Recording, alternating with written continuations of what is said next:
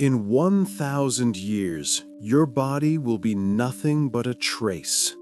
But this journey into oblivion isn't simple decay. It's a series of horrifying transformations. You probably can't even imagine them.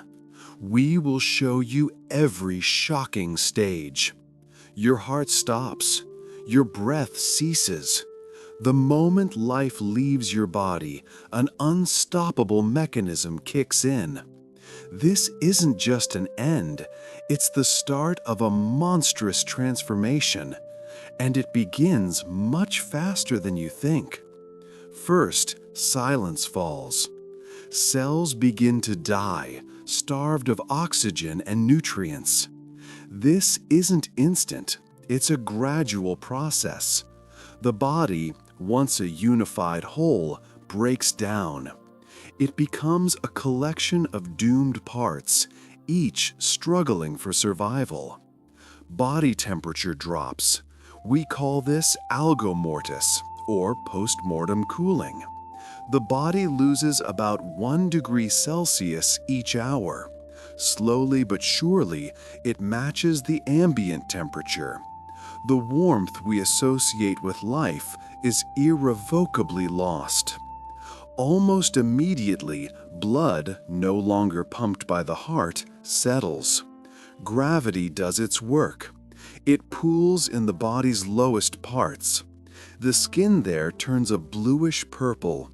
This is livor mortis, or what forensic pathologists call lividity. These marks can tell experts gruesome details about the final hours. Where was the person? Was the body moved? All this is revealed by these signs. But the creepiest part happens inside. About 2 to 6 hours after death, rigor mortis sets in. Muscles stiffen, deprived of ATP. This is the energy that made them move. The body becomes hard as stone. Sometimes it looks like someone froze in a final grimace or pose. This process peaks in 12 to 24 hours. Then it gradually weakens. Why? Because cells continue to break down. This breakdown, called autolysis, is the true invisible horror. Enzymes that once aided digestion now attack the body's own cells. They dissolve them from within. The organism begins to digest itself. This is just the start. Soon, billions of bacteria already living in our guts will join in. They begin their work, starting the process known as putrefaction. The odors that emerge will be unbearable. These are only the first steps in a 1,000-year journey to oblivion. And it only gets worse. If you're ready to uncover more shocking secrets of nature, subscribe to Mysteries of the Spirit and hit the like button. Don't miss our next investigations. They will turn your understanding of the world upside down. What if, underground, your body doesn't find peace? What if it becomes the center of an invisible war? Billions of hungry creatures are just waiting for their moment. So, the body lies underground. It seems like the end of the journey, but in reality, it's just beginning. New, invisible predators enter the scene. Soil isn't just dirt, it's an entire world teeming with life. Billions of bacteria, fungi, and microorganisms were just waiting for their moment. They begin to work, quickly. First, those from the gut. Then, soil microbes join them. They penetrate through the skin and natural openings. They start breaking down everything that was once human. Soft tissues, muscles, organs, skin become a true feast for them. Parallel to the bacteria, insects get to work. Flies, if they find access, lay their eggs. Hatching larvae become efficient recyclers. They devour tissues at an incredible rate. If the body isn't buried deep, burying beetles, mites, and other soil creatures join in. Each plays a role in this macabre transformation. The body begins to swell. This is due to gases released during decomposition. Bacteria actively produce methane, ammonia, and hydrogen sulfide. The smell becomes unbearable. It seeps through the earth. Skin darkens and bursts, exposing what's inside. This sight is not for the faint of heart. Weeks, sometimes months later, very little soft tissue remains. Most water evaporates or is absorbed by the soil. Fat can turn into a waxy substance called adipocere or grave wax. This happens in wet, oxygen-poor conditions. Muscles, organs, everything that gave the body shape disappears. So, what remains? Hair and nails decompose more slowly, but the main thing that defies time is bones. Hard and strong, they begin their own long journey. Yet, even they face challenges. This stage is just a prelude. It sets the scene for what awaits the body over hundreds of years. The earth doesn't keep secrets, it recycles them. Your bones are more than just remains. They are the strongest witnesses to your life. They can survive a millennium while everything else turns to dust. But even for them, a shocking fate awaits. It can erase even this last trace. Soft tissues are gone. Now only the most resilient remain, our bones. They seem eternal, don't they? Strong and dense, they hold a history nothing can erase. But even for them, 1,000 years is a true test.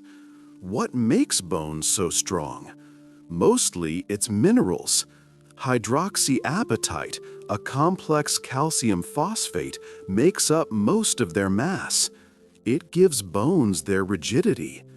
Then there's collagen, a protein that provides flexibility. This combination makes the skeleton remarkably resistant to decay. It's no wonder archaeologists find bones thousands, even tens of thousands of years old. Not all bones are equally resilient, though. Small, porous bones, like finger bones or some skull bones, decay faster. Large, long bones, such as femurs and tibias, can last much longer. Teeth, thanks to their enamel, are among the strongest body parts.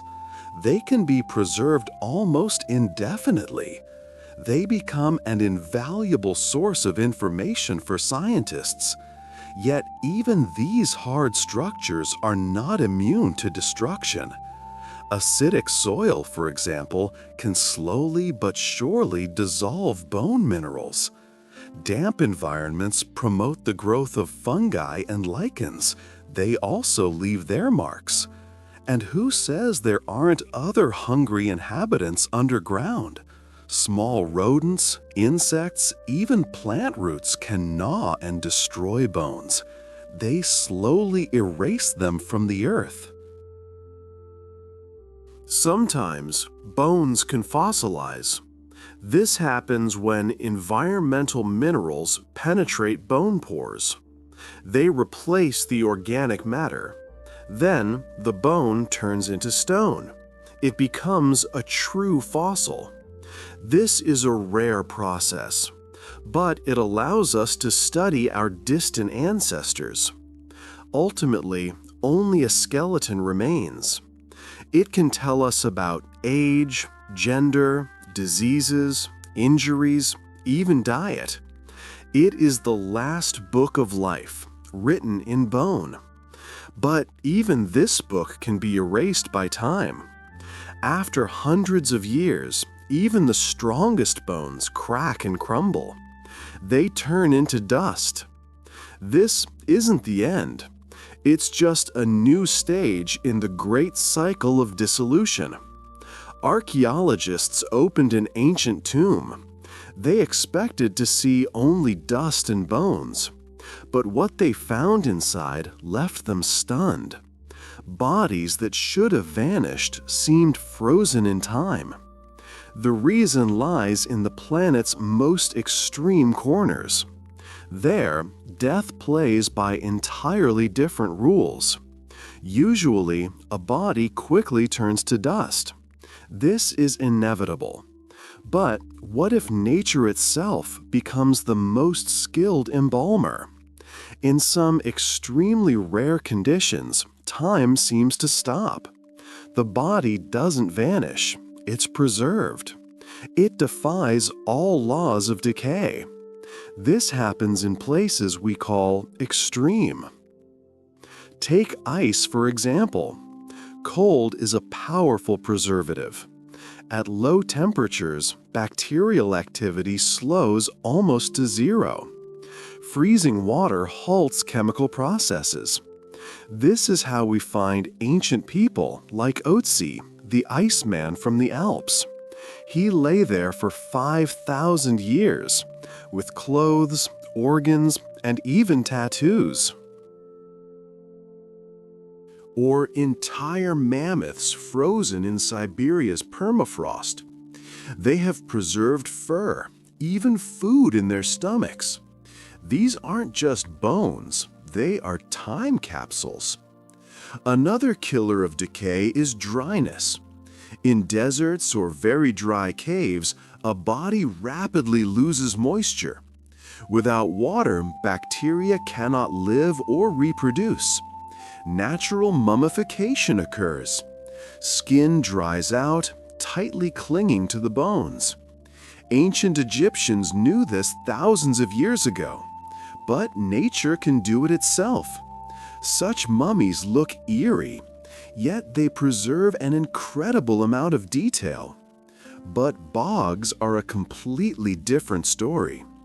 Peat bogs are natural refrigerators, but with unique properties. Their water is very acidic, nearly oxygen-free. It's also rich in tannins. Bacteria cannot survive in such an environment. Soft tissues don't decompose. They tan like leather. The bog bodies found in Europe lay there for thousands of years. Their skin, hair, clothes, even facial expressions are so well preserved. You could mistake them for recently deceased. They look as if they just fell asleep. Sometimes chemistry plays its role.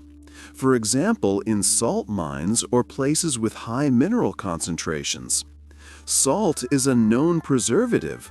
It draws out moisture, suppressing microorganism growth. In such conditions, a body can become a salt mummy. It resists decay much longer than usual. These exceptions only prove the rule. Under normal conditions, a body is doomed to complete disappearance. But each such case is a shocking reminder. We are fragile, yet surprisingly resilient in the face of eternity. This brings us to the most important question. What will be left of us after an entire millennium? In 1,000 years, 99% of what you see in the mirror today will vanish without a trace. Your body will transform into something you can't even imagine. We will show you this shocking final stage. We've come a long way. From the first hours after death, when the body is still warm and recognizable, to hundreds of years later when only resilient bones remain. But what happens after a full millennium? What is the final chord in this macabre symphony of decay? In most cases, if a body hasn't been in extreme conditions, permafrost, a dry bog, or a sealed tomb, almost nothing remains after 1,000 years. Soft tissues vanish completely. Bacteria, fungi, insects, and even plant roots long completed their work. Organic matter returns to the soil. It becomes part of life's cycle. Even bones, these resilient witnesses, undergo erosion. Soil acids, constant moisture, and microorganisms penetrate porous structures. They slowly but surely destroy them. Bones become brittle. They crumble at the slightest touch. They turn into tiny fragments, then into dust. They mix with the earth from which we once came. What we find from people 1,000 years old is more the exception than the rule. Bone fragments, teeth, sometimes, if we're very lucky, entire skeletons. They are preserved by a unique set of circumstances. But these are mere scraps. For most people who lived 1,000 years ago, absolutely no physical traces remain. Their bodies have completely dissolved into time. This is a shocking truth. We, such complex and unique beings, ultimately become just part of a cycle. Our body, which we cherish and are so proud of, is only a temporary vessel. Nature makes no exceptions. It takes its due. It transforms us into building material for future generations of plants and animals. In 1,000 years, your personal, unique body, as you know it, will cease to exist. Only memory might remain, if it survives that long. Perhaps an elusive trace in history. This is not an end. It's a complete dissolution. A reminder of how short our physical journey is. It shows the great power of life's eternal cycle. And this knowledge makes us wonder, what will we leave behind if not our bodies?